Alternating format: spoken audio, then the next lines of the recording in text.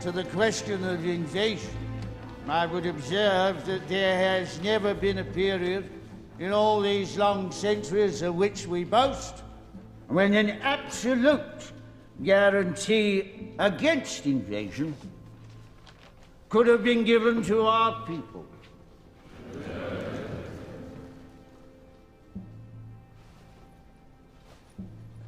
But I have myself full confidence that if all do their duty, if nothing is neglected, and the best arrangements are made as they are being made, we shall prove ourselves once more able to defend our island home, to ride out the storm of war, and to outlive the menace of tyranny, if necessary, for years, if necessary, alone.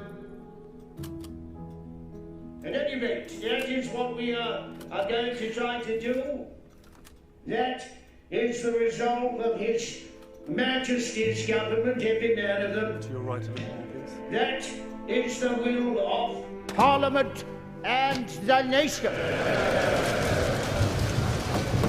The British Empire and the French Republic, linked together in their cause and in their need, will defend to the death their native soil, aiding each other like good comrades to the utmost of their strength. Even though large tracts of Europe and many old and famous states have fallen or may fall into the grip of the Gestapo and all the odious apparatus of the Nazi rule, we shall not flag or fail. We shall go on to the end.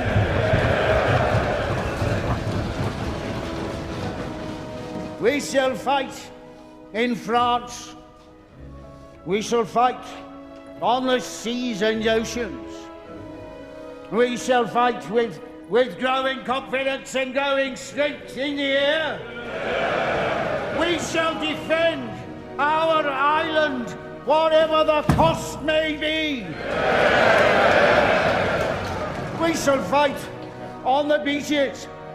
We shall fight on the landing grounds. We shall fight in the fields and in the streets. We shall fight in the hills. We shall never surrender!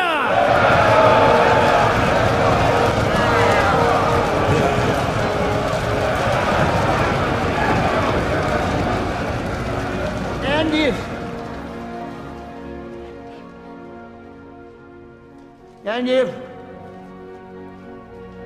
which I do not for a moment believe, this island or large part of it were subjugated and starving, then our empire, beyond the seas, armed and guarded by the British fleet, would carry on the struggle